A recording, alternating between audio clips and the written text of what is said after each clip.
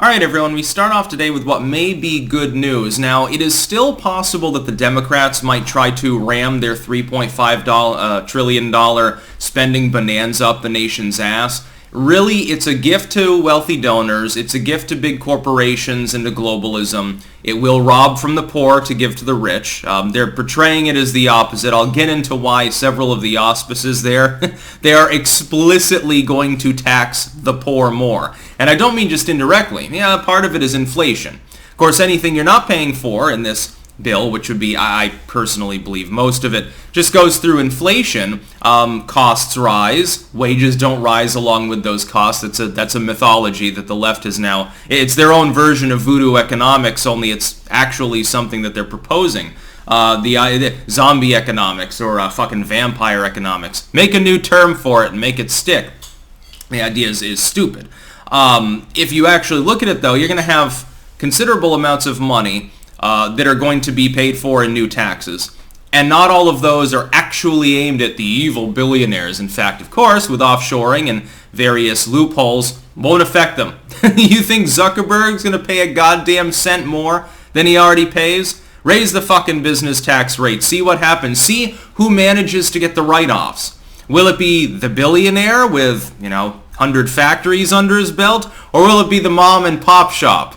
There you go. There's the problem. Current tax code is all over the place. It's off the wall. It deliberately harms small businesses and entrepreneurs, and I'll get through that. Now, first and foremost, before we get into the crux of that, as well as, thankfully, the good news, which is that the bill is becoming less and less likely to pass in its current form, I'd be hesitant to bet that it will. They'll probably slice it down to size, get some reluctant leftoids to back a much watered-down bill. At the very least, it won't be as bad as it is now. There are some proposals in it, some components that are extremely bad. If all of those were removed, I'd say, well, I can weather the inflation. Can you? Working class citizen? Probably not.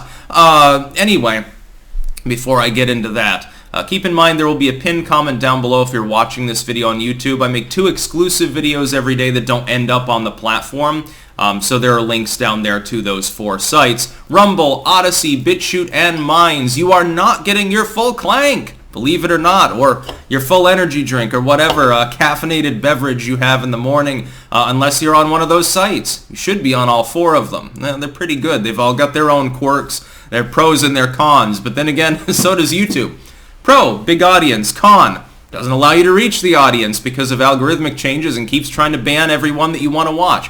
Anyway, if you look at this infrastructure bill, first and foremost, let's talk about the good news. The good news is that trying to get Joe Manchin, now Kyrsten Sinema it looks like, and others to agree with AOC or Bernie Sanders was always a losing proposition when you've got a 50-50 Senate, because you can't have any dissent. In order for this to pass in any form without taking a portion of it, which is being watered down by a Senate parliamentarian, a la immigration and others, in order to pass it, you need several Republicans to vote in favor of it in the Senate. The Senate's not a 51-vote thing for most purposes. Filibuster exists. In the House, it's not a problem. The problem is that you have enough leftoids in the House, AOC, Rashida Tlaib, Ilhan Omar, they are very far, far left, that if you have, I think, like 4 of them dissent, it won't pass through the House. And Nancy Pelosi has already said she won't even bring it to the floor for a vote if it's going to fail. The problem is that if you try to get Manchin and Sinema to vote for it, and or to try to get a few Republicans to, Mitt Romney is signed on more or less, McConnell will sell us out, but that's not enough. I think you need 5 of them, if I remember correctly, or 4. In order to get them to vote in favor of the deal, to override any filibuster, you're going to have to water it down more. Because what's happening right now is that people, because it failed for long enough, people have had enough time to actually pick through the infrastructure deal, and they realize how bad it is. The massive expansion of the IRS, the least liked federal bureau. I love it when there are liberal individuals, supposedly these are leftists, okay? These are people with Che Guevara shirts, and they're saying, well, I have no problem if they go after tax cheats. You are definitely, these are not your grandparents' liberals. These are sellouts that are extremely confused about what ideology they are. They're not liberals. They're not even leftists. They're just authoritarians. At this point, all they are is partisans that are less honest than their parents were. You might as well start listening to NPR, dude. You might as well start an organic carrot garden, listen to NPR, and build a fucking tea nook. Because that's literally who you are. You're a stuffy sellout. You'll probably end up in a suburban home still ranting about your glory days when they're long over. Sellouts and morons aside, though, and grifters and cringe folks aside. That's the good news. The good news is in its current form, it's probably doomed. Which means that at the very least they water it down.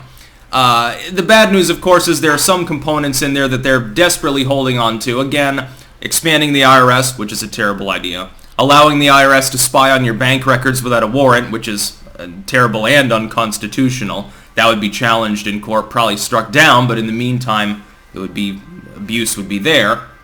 Number 3, trying to get the SEC and other groups to fuck with crypto, try to corporatize crypto, and I've already spoken of this. For those that didn't see the other videos that I made on the subject, I think they were exclusives. I don't care if they do, because I believe that would just shrink the demand. Shrink the supply massively while the demand would keep growing. In fact, the demand would skyrocket. Disclaimer, this is just my own opinion. Because then corporations will join crypto because it'll be regulated. It'll no longer be as risky, so they'll all jump in. Massive surge in demand, but it will destroy all of the small-time miners, thus massive reduction in supply. And China has already helped that situation as well. Crypto, I believe, under that auspice would skyrocket. I'd be fine.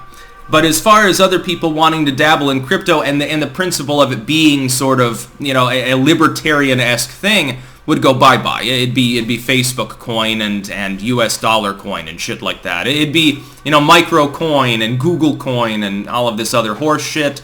And in the long term, it would make it less useful for any, pragmatic purpose, although it would be used far more. It's just that it wouldn't be innovative anymore. You'd have to have Crypto 2.0. Someone else will have to develop some other technology that's akin to it. So you've got all this shit in this bill. Looking through it, though, the likelihood of it passing at some point becomes rather difficult because, again, you have to get Manchin and Sinema to agree with AOC on paper. The midterms coming up, I think, are going to curb stomp the Democrats. Manchin and Sinema, by the way, losing their jobs if they vote for this. Their constituents are not going to like it, and here's the other part. Here's why I would say another reason we need to stop it.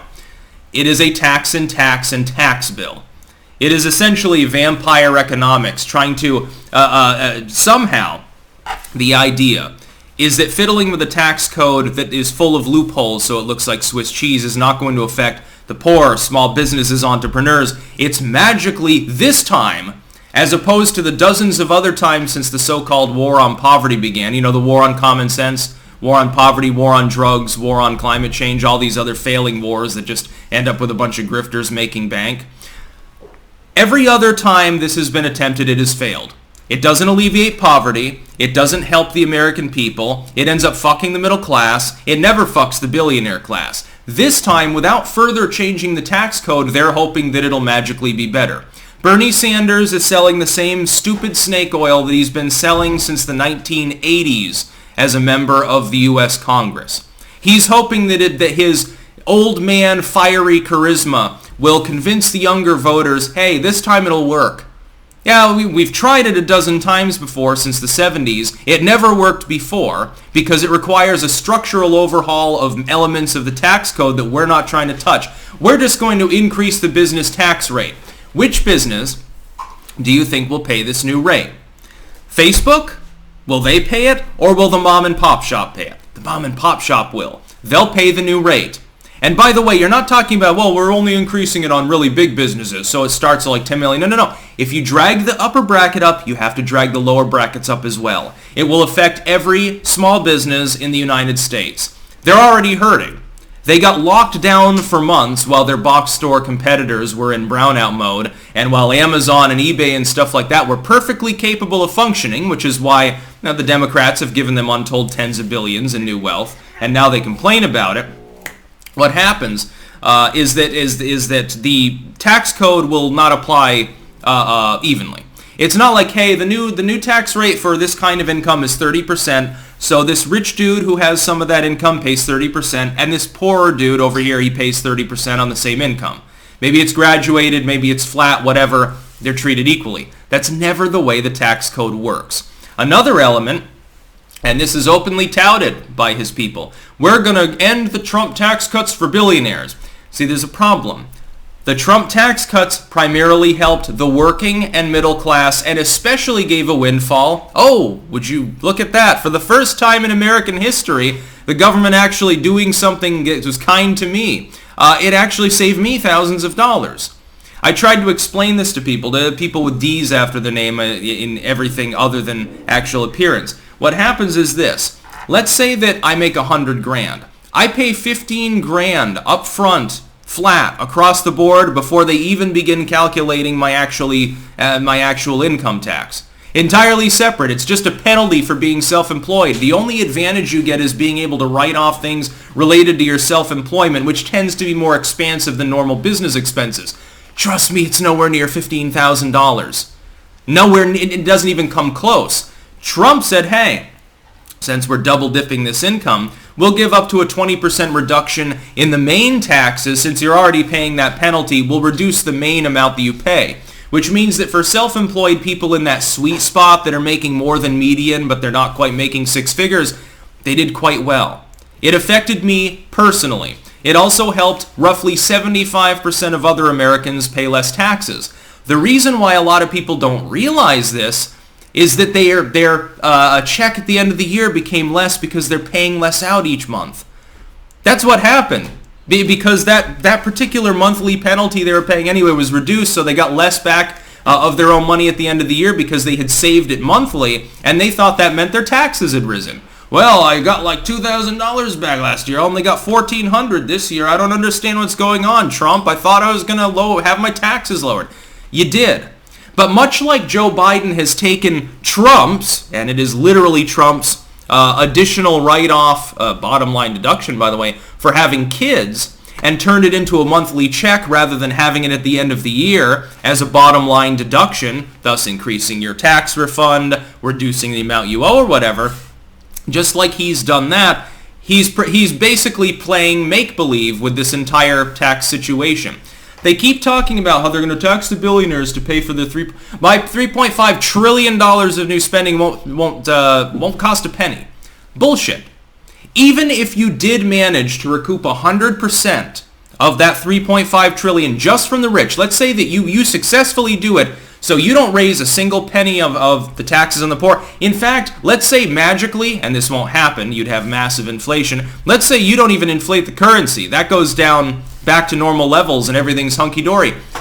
People would still pay more because those billionaires who own all of those industries will raise their prices accordingly, thus screwing the lower classes. Not going to affect the rich, not much effect on the upper middle class. From the middle class down, big effect. Basic economics. The government getting involved will not solve the problem. The government could give subsidies and it wouldn't help. The government's the problem. The entire infrastructure bill is stupid. And most of it's not even infrastructure. Do you really trust the federal government to fix bridges and roads?